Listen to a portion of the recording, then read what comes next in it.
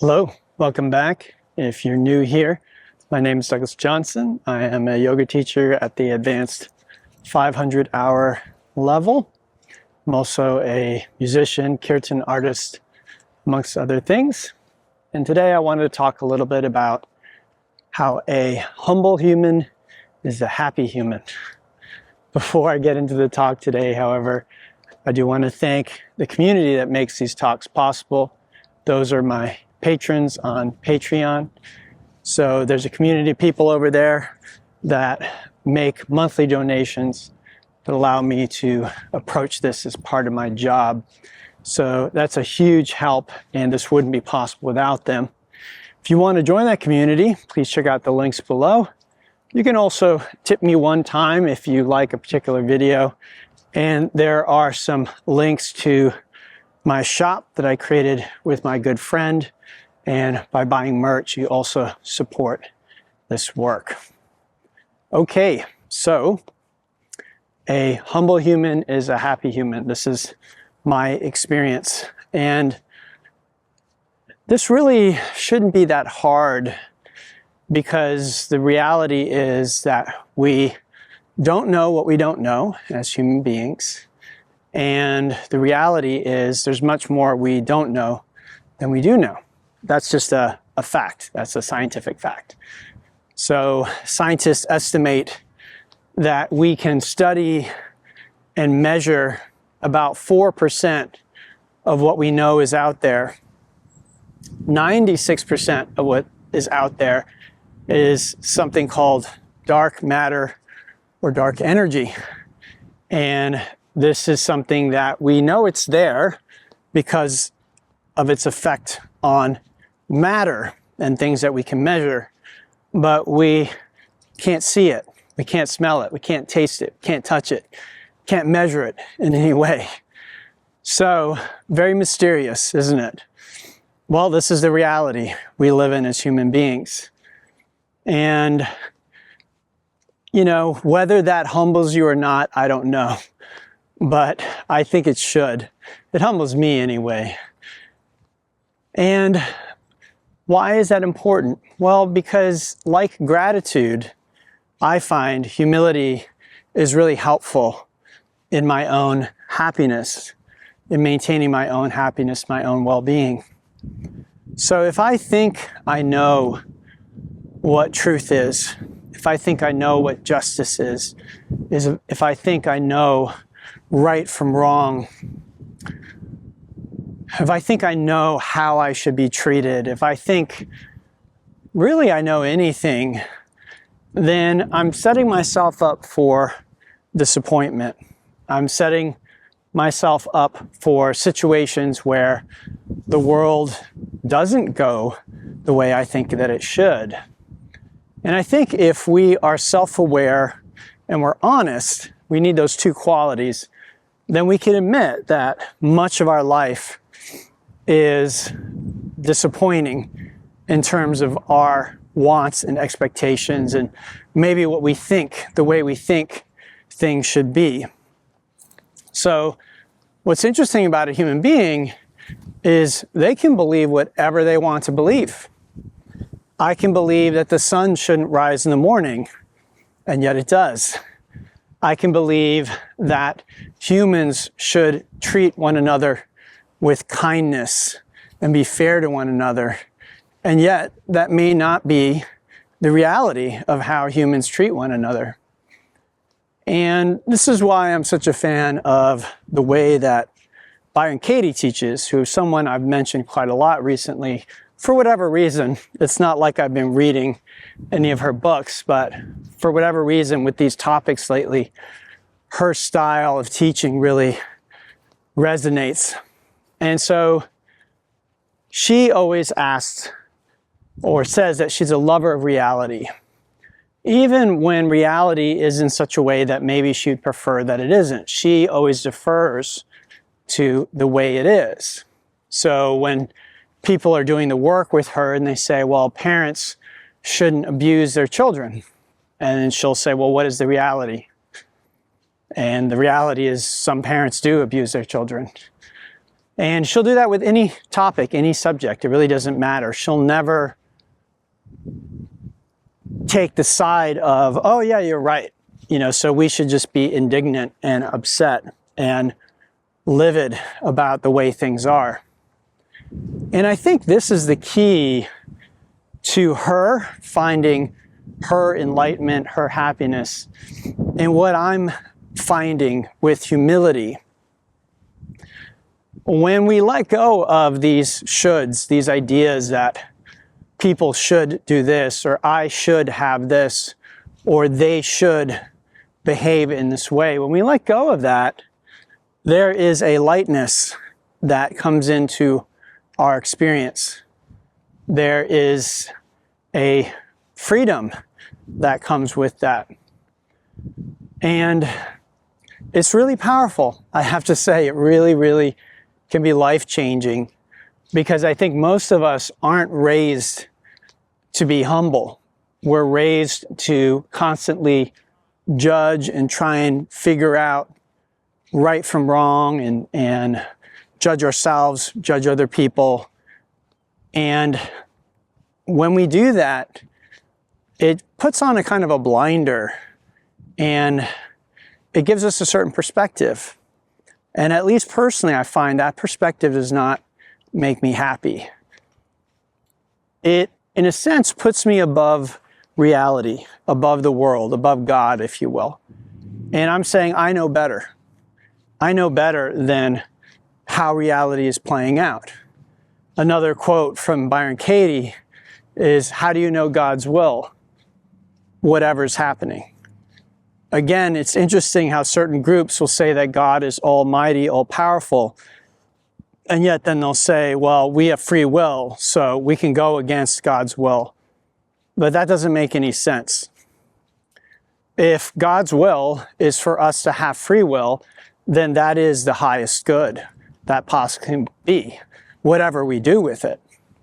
Whereas if I think, oh, I need to force other people to do God's will, well, God's will is that they be free. So what is it my business to force them to do anything? It just doesn't make any sense. So I would say that's an example of humans not being humble. And again, I think there are a lot of groups out there in the world today, maybe more than ever in the history of humanity, who think they know what other groups or other people should be doing. And not always tied to religion. This can be tied to certain ideologies or certain things. And I'll say, I'm not saying that they're all wrong or that they don't have a point. There's many things I look at the world and I feel like I wish it were different, or I feel like the world would be better if it were different. But this is where humility comes in, I think, is if I let that keep me up at night, if I get upset, if I get angry, if I become indignant, if I hate certain groups or people because of how I think things should be, then I'm taking my peace away. I'm taking my joy away. No one's doing it to me. Again, people might think, oh, well, because of if everyone just behaved the way I think they should behave, then I wouldn't be upset. So they're doing it. But this is ridiculous. Who put you in charge? Right? Who gave me the keys to the kingdom, to right and wrong, and said, Doug, you just go ahead and judge other people, what they're doing. You tell everyone what's right and wrong. And if they don't listen to you, you should get really upset and lose your peace, lose your joy, stay up at night, worrying about these things. Maybe our parents or our education or the culture we grew up in, maybe it told us this is what we should do. But again, my point in posting these videos is for them to be actually helpful and to give you really pragmatic spiritual advice, stuff that I've learned from years of applying this stuff. And while I do teach some what could be seen as esoteric practices, I find that a lot of the things that are most impactful and powerful are things that I just do while I'm living my life. Things that affect the way I see reality, things that I can practice in any given moment. And I've put talks before about gratitude because I think that that is an extremely powerful tool, and there's science to back it up. I had somebody once leave a comment that, oh, you can't practice gratitude or something like that. Well, the science says otherwise. It says that gratitude journaling, very, very powerful in terms of shifting your sense of happiness and well-being. Now, I think humility goes right along with that. If I give up the idea that I really know what should or shouldn't be happening, then there's just a lightness there. And again, you can see this in Byron Katie's teaching, which she calls the work. She, in a sense, brings it up. She doesn't call it humility, but she says she has 4 questions. And one of the questions is, who would you be with that thought? So again, I should be treated better at work. Let's say that that's my thought. Well, who am I with that? I'm angry. I feel like I'm a victim. I feel like the world is unfair. I feel powerless. I feel maybe jealous of other people who are treated differently. And then she asks, well, who would you be without that thought? And the truth is, usually if it's a thought that's causing us suffering, we'd be happy, we'd be free, we'd be light. Now, a lot of us haven't explored the mind, thought, and belief enough to know that we can actually choose not to believe that. We can start to de-emphasize that belief. What Byron Katie points out, and a lot of spiritual traditions actually do, is that the mind actually sees what it wants to see, that it will find evidence for almost any truth.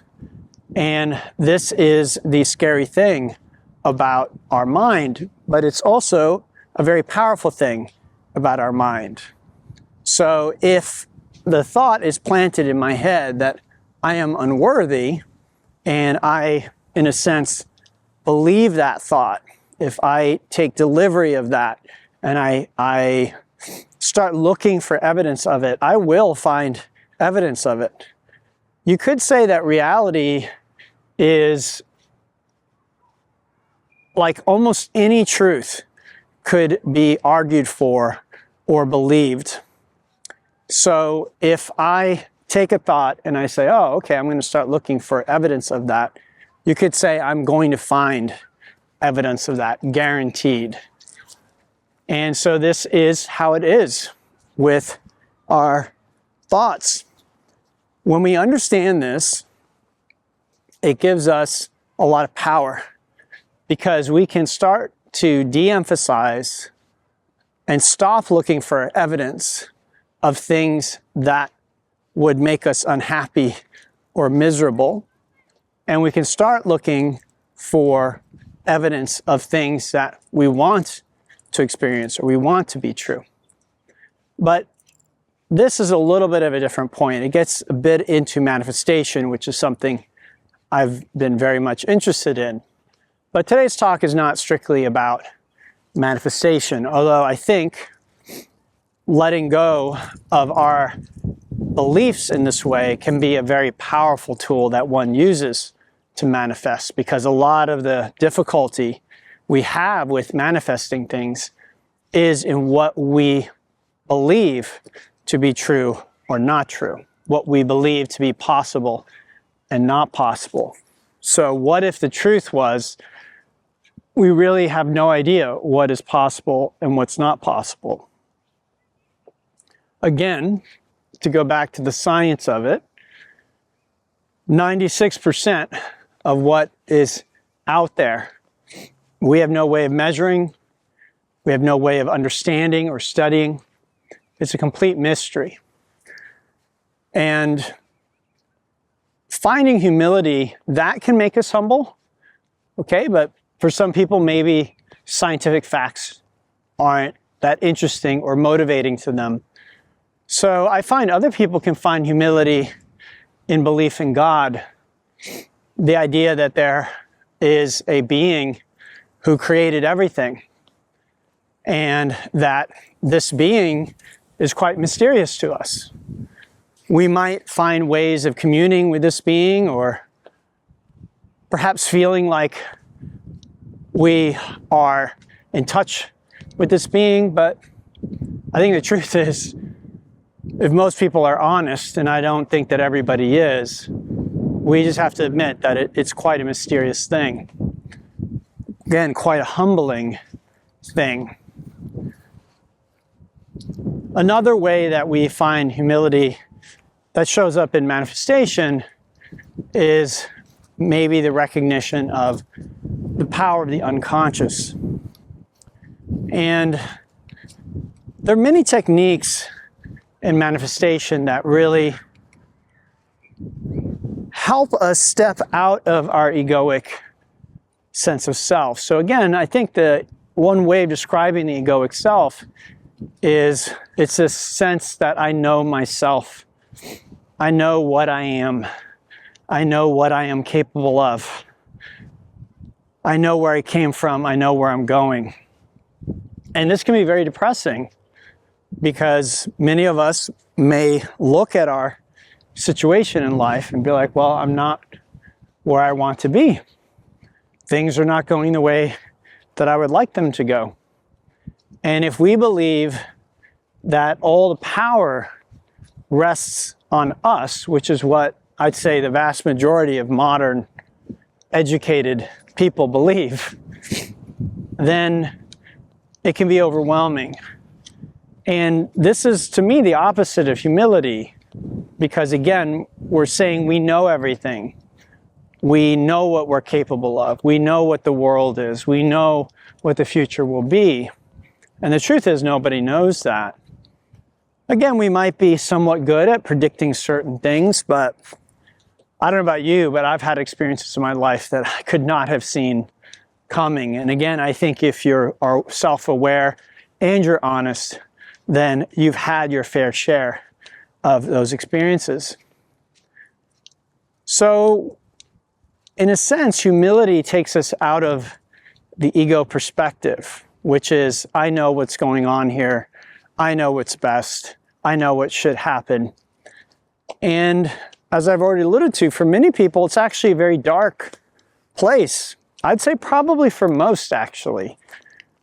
It seems like the world is a terrible place. It seems like people don't treat us how we'd like to be treated or justly. It seems like we're not living up to our full potential. But when we can recognize that there are forces and powers at play that we just cannot understand, and we're humble, and we bring ourselves into the present, which I emphasize a lot in my teaching because I find that it's really underemphasized in so much teaching.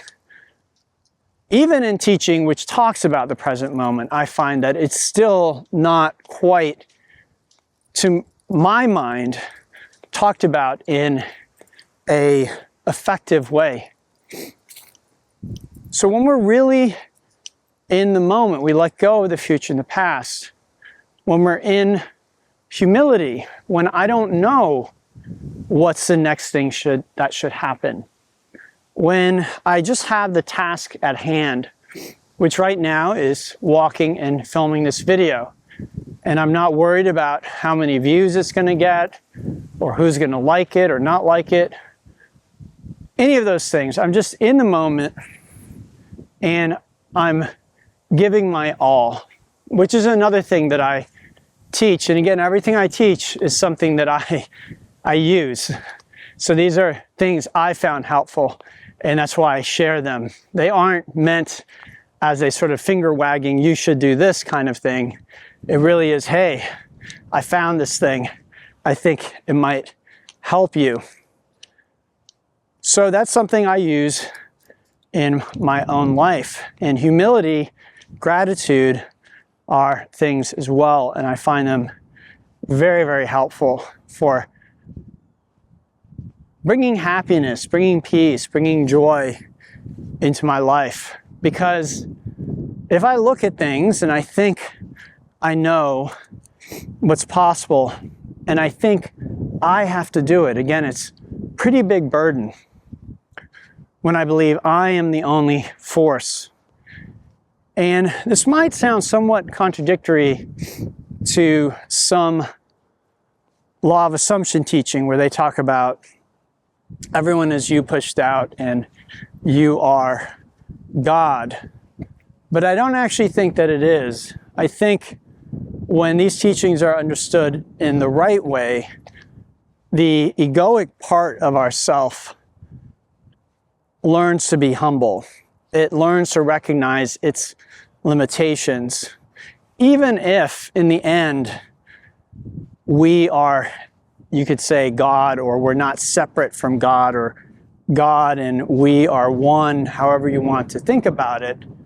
And even if it's true that we can manifest anything that we'd like to manifest as this operant power, which is a word that they use a lot, it's not true that that comes from that part of ourselves that is judging and scared and trying to predict how things come out. This is a big topic in manifestation about detachment, right? So letting go of our attachment to 3D circumstances and appearances.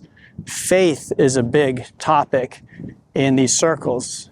Again, it doesn't have to be faith in a particular religious figure or deity figure. It could just be faith in, again, that there are powers that my human brain, my human mind cannot really comprehend or understand. And yet, according to law of assumption and other manifestation teachings, it is something that I can work with.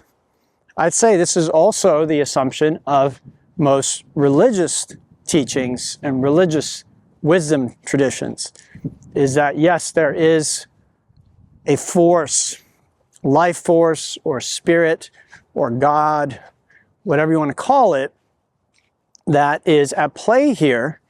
And we can have, in essence, two relationships with it. One that is essentially antagonistic, where we see ourselves as the sole power in our lives, and we're trying to do everything with what I'll call ego energy, which is pretty exhausting from my perspective, but there are plenty of people doing that. They're going about their life with a lot of ego energy. And then there's another way, which I might just call right now the path of surrender, where we really let go of the reins, we let go of the idea that we really understand what's going on. It doesn't necessarily mean we let go of our desires or we let go of what we'd like to accomplish. I know that might sound somewhat controversial if we're looking at it strictly from like a Buddhist perspective. There, in certain Buddhist circles, can be a lot of talk about letting go of desire. And I'm not really going to speak to that because I'm not trying to share a strictly Buddhist path with you. I think letting go of desire can be a very important tool and step, and maybe that is the right path for certain people. But for me and for my teachers, we've found that a lot of times it's not really the final answer. There has to be a softening. There has to be, in a sense, a willingness to let go. But ultimately, desires can be manifested in a very effortless way, and in a way that really brings more peace and joy into your life. But it has to come from that place of ego surrender. That's maybe the paradox or the irony there, that it's, as long as your ego is trying to do it, you might actually get the thing, but it will not fill you in a deep way. You will not feel nourished and satisfied by that thing. Versus when you surrender the ego, and again, I think humility is a big part of that. That's been my experience. Then there's this wonderful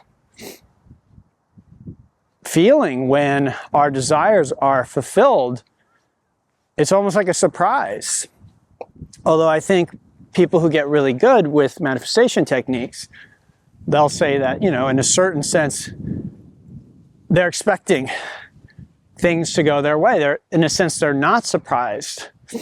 But in my limited experience using these tools, it still is surprising. It's surprising in the way that it comes about. It doesn't necessarily come about at the time or in the way that our ego is trying to predict it will. And that's a lot of it. Again, humility is the ego's constantly, it's doing what it thinks it needs to do. Again, a lot of times ego is made out to be some kind of evil thing that we need to crush or get rid of. But you could say that it's the ego that wants to get rid of the ego. Spirit, in my experience, it doesn't really have a problem with anything, including the ego. So like Musashi Soseki, who's one of my favorite Zen teachers, says, if you let go of your feelings about things of the world, they become enlightened teachings. If you become emotional about enlightened teachings, they become worldly things. And this is really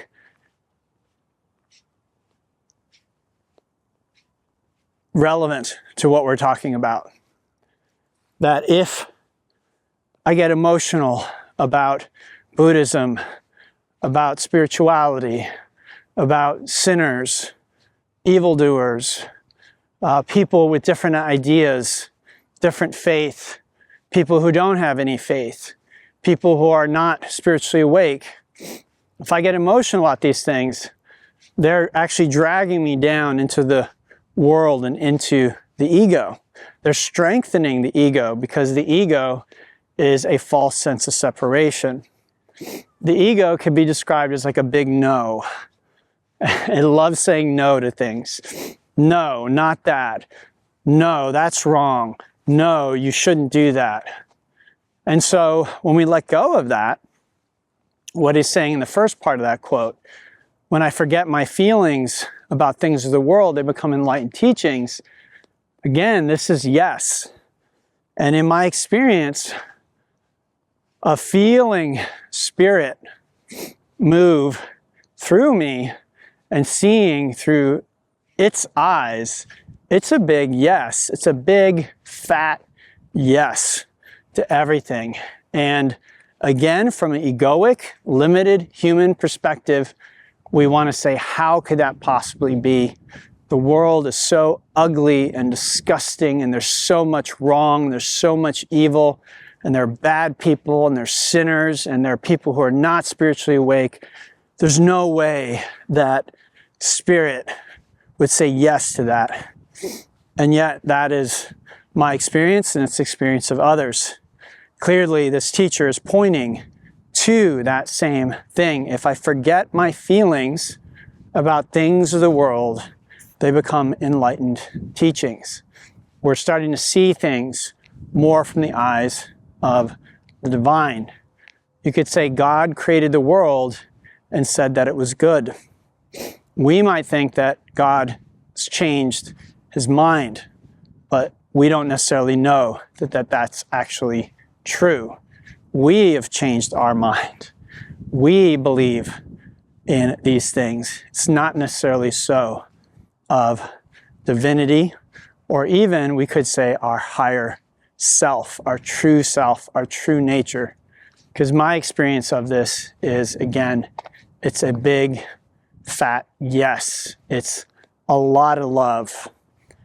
You could say Jesus hung out with the wrong kinds of people, and he was trying to help and love the wrong kinds of people.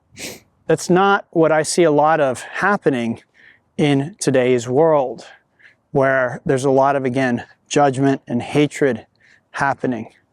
So it would be nice if through humility, which again, I see as a spiritual practice, we can come back to, instead of judging one another, and again, saying no, which strengthens the ego. And the reason you don't want to strengthen the ego, again, if you're like, well, what's wrong with the ego? In a sense, nothing. But again, in another sense, if it's given too much power and too much authority, then it takes our joy, it takes our peace, because again, it's trying to create division where there really isn't. And when we feel cut off from spirit, from love, from other people, which are an extension of love, we really just hurt ourselves, not in an ultimate sense, but you could say we're going to suffer in the moment.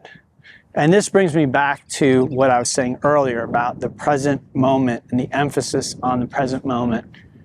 Am I suffering in this moment? And if the answer is yes, then again, there are specific things I can do in that moment that might remedy the situation. Gratitude is one of them that I've talked about in the past. You can be grateful in any moment.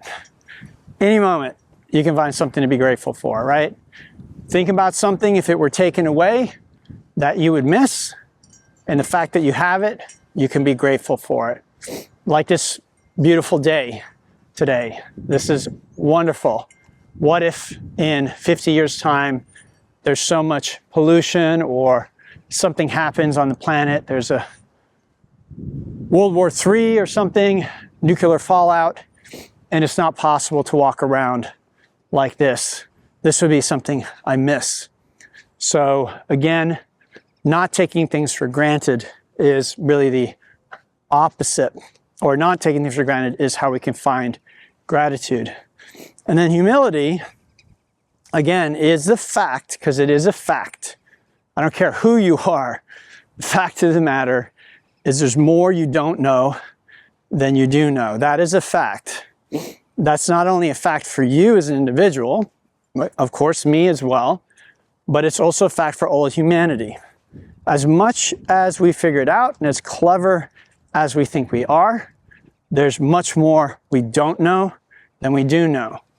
We're still discovering new muscles and organs within the human body. Okay, so it's not even like we understand everything there is about being human, and we are human. So again, what could be more humbling than that? And then when we look out at the world and the universe, what do we really know? Now, this doesn't mean that if I feel strongly about something, that I can't volunteer for an organization, or I can't vote in an election, or I can't help a certain candidate or something if I feel like they are trying to move the needle in the right direction. There's nothing wrong with that. But the example I always like to give are two people, and I'm not saying they're saints, I'm not saying they're perfect. It's, I think, been a very popular trend in postmodern times to like take down people who are admired, try and show how, you know, they're just people, or they're, you know, they did some seedy things or whatever it is. Very, very common these days. And while I think it's great to keep our eyes open, I don't think anyone's perfect. I know that I'm not. I think it can be a little overplayed. So some people truly, I think, moved the needle in the right direction from my perspective. And whether or not they're perfect or not, or, you know, that's a whole nother story. But I still admire and think they did good things. So these people are Gandhi and Martin Luther King. These are both men of faith. The way they expressed their faith was very different. Gandhi was what we might today call a Hindu, and Martin Luther King, of course, was a Christian. But what I admire about these men is what motivated them was the idea that everything that God created was good. So these people who are trying to oppress me are actually, in their heart of hearts, actually good people. And I think that shows in their character and the way that they carried themselves and the way they went about what they went about. They weren't angry, right? This is so common these days where we think in order to create social change, we need to be like pissed off and angry. We need to do violence to people. But what if this isn't the case? What if we could still love our enemy and actually create change? And maybe actually this is the way to create change, because both of these men, if we look at their lives and the time that they lived and what they did, they created a lot of social change in their lifetime. And they did this without violence, and I think without cultivating hate in their heart. And the reason this is important from my perspective, because I'm not going to do anything like Gandhi or Martin Luther King did. I don't think that I'm capable of that level of greatness or influence, however you want to see it. But the most important thing from my perspective is I suspect, I can't know this, but I suspect that they did that without the pain of hatred, the poison of hatred, of taking that onto themselves. Their faith was so strong that, again, they were able to see their adversaries, the ones who were trying to keep them down, to keep them from having certain rights. They were able to see them as human beings that needed respect and that could be dealt with in a respectful way, and that ultimately they would see the light. And again, I think that that's a really beautiful message. And not only is it a beautiful message, but they didn't have to deal with the emotional poison of hatred. And this is, again, one of the huge gifts of humility. When I'm humble, I don't poison myself. Just self-reflect the next time that you judge somebody or you think someone is an evildoer or they're doing it wrong. Just notice how it feels in your body. Again, I know you think it's the other person. You're like, I feel disgusted because of what this person is doing. But again, from my perspective and what I've learned on this path, you're really the one with the power. Okay, so again, instead of feeling disgust for someone who we feel is maybe doing something that's base or immoral, we could feel compassion for them. Like, what would it take for someone to stoop that low or to do something like that? It really is a choice, and that's the thing that we have to recognize, is we have a lot more choice and power, spiritually speaking, than we often want to believe or give ourselves credit for. So again, the next time you have that disgust response, or you shake your head, or you feel sick to your stomach because of some politician or some influencer, or maybe somebody you know at work, whatever it is, can you find and feel that how that is poisoning you? You are the one being poisoned, not by them. They're just doing them. Okay? They are just doing their thing, whether you like it or not. You getting disgusted is something that you have power over. And again, what I'll say is, I think in no instance is judging and feeling disgusted going to help you. If you feel like things need to change, you can do that without the disgust. In fact, I think you're a lot more likely to change things without it. With love, with compassion, with understanding, with trying to broaden our own egoic perspective, which is by definition limited, and trying to see other points of view. It doesn't mean you have to agree with everybody, okay? But maybe you can understand something about why they're doing what they're doing. And in that, you might start to feel differently or find ways of working with people who maybe you never thought you could work with. All right, everyone. So thank you for sticking around. I'd love to hear from you down in the comments. If you're on YouTube, you can definitely help out by liking, subscribing, commenting, and sharing. And again, if you'd like to go a little further, you can leave me a tip, one of the links below, or even better, become a patron on my Patreon page. All right, everyone, until next time, namaste, and have a beautiful, beautiful day.